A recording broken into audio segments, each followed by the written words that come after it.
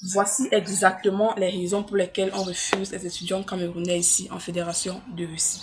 Bonjour, bonjour, c'est Marie de Russie, étudiante camerounaise en Fédération de Russie. Bienvenue dans cette nouvelle vidéo dans laquelle on va parler un peu de la situation des Camerounais ici en Russie et des causes qui ont pu, qui ont pu causer cette restriction-là.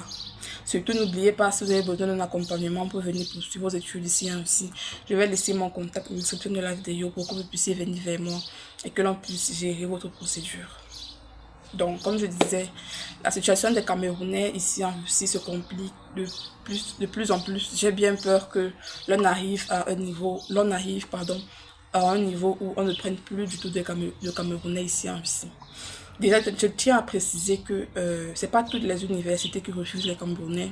Bien sûr, il y en a qui les acceptent. C'est-à-dire que dans la grande majorité, on ne prend plus les Camerounais, mais il y en a qui les acceptent encore les étudiants camerounais. Et même parmi celles qui acceptent les étudiants camerounais, d'autres mettent encore des restrictions. Je m'explique. Il y a peut-être une université que j'ai contactée dernièrement et ils m'ont dit qu'ils prennent les étudiants camerounais. Mais pour les Camerounais spécialement, ils ne prennent plus à plus de 25 ans.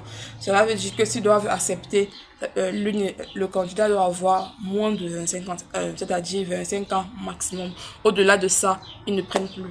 D'autres vont dire que bon, moi je prends encore les Camerounais, mais pour que j'accepte un Camerounais, pardon, pour que j'accepte un Camerounais comme étudiant chez moi, s'il doit avoir plus de 25 ans, alors il lui faut une licence minimum ou alors un master. Ou encore d'autres vont dire que moi je prends les Camerounais, mais avant qu'ils n'arrivent ici, il va falloir qu'ils versent toute la scolarité, il va falloir qu'ils payent toutes les charges et tout avant qu'ils n'arrivent en Russie, avant qu'ils n'arrivent à l'université. Bon, et comme vous le savez tous, il y a une autre catégorie d'université que eux, franchement, ils ne veulent plus entendre parler de Camerounais. Même si l'étudiant a 17, 18 ans, ils ne veulent plus du tout de Camerounais dans leur classe, donc plus de Camerounais. Maintenant, qu'est-ce qui a bien pu causer cela? Pourquoi est-ce que les étudiants camerounais sont de plus en plus rejetés dans les universités? Déjà, la première cause de tout ça, c'est parce que lorsqu'on regarde les étudiants qui abandonnent de plus les cours pour aller travailler, ce sont les Camerounais. C'est vrai que beaucoup sont venus ici, les études ne les intéressent pas. Ils sont là pour chercher leur argent et puis ils vont, c'est pas, rentrer au pays ou bien leur sortir après. Mais il faut quand même aller à l'école parce que tout de même, nous avons un visa étudiant. Donc, ce qui veut dire qu'au moins une fois ou deux fois toutes les semaines, il faut se rendre à l'école. Beaucoup arrivent ici, une fois que ils ont fini avec l'université, une fois qu'ils ont trouvé un bon boulot, ils abandonnent carrément l'école. Ou alors d'autres quittent leur ville même, c'est-à-dire qu'ils laissent complètement l'université et puis ils vont travailler dans une autre ville pour avoir de l'argent et ils se retrouvent en train de faire les 2, les 3 mois sans venir à l'école. Pourtant, ils ont bien payé la scolarité.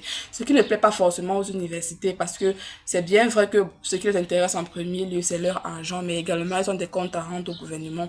Lorsqu'on prend par exemple un étudiant qui vit de base peut-être à Elista, mais on le prend en train de travailler, je sais pas, à Stavropol là-bas, en pleine période de cours, c'est l'université qui aura les problèmes, c'est l'université qui sera indexée par le gouvernement en général ou par la police.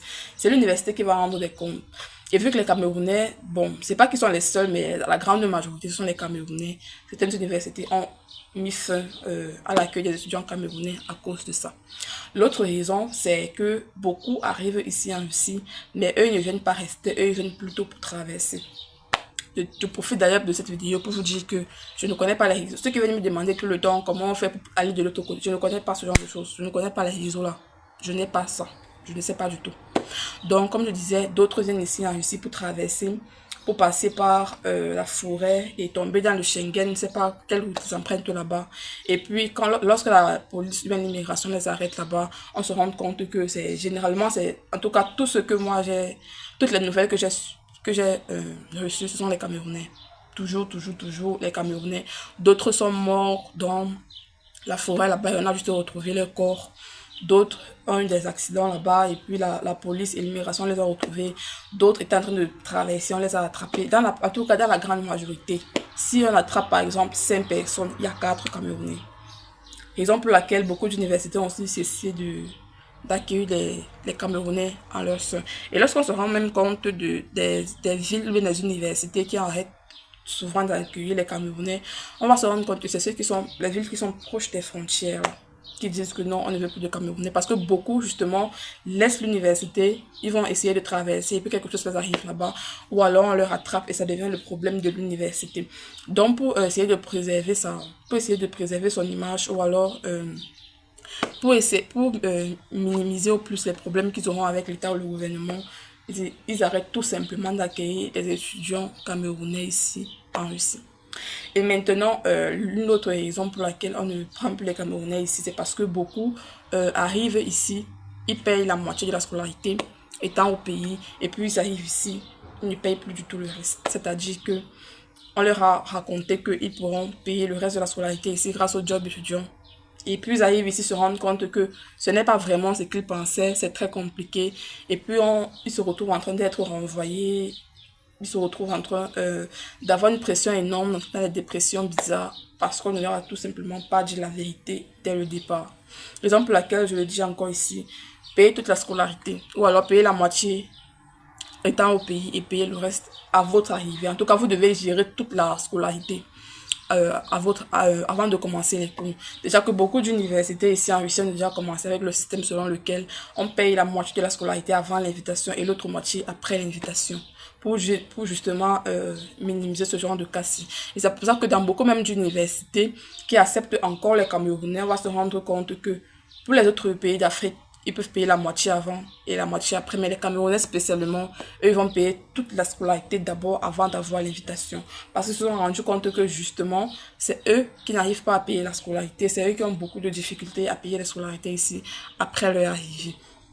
Donc voilà un peu ce qui a causé cette restriction au niveau des Camerounais, cette restriction au niveau de l'acceptation des Camerounais dans les universités ici en Russie.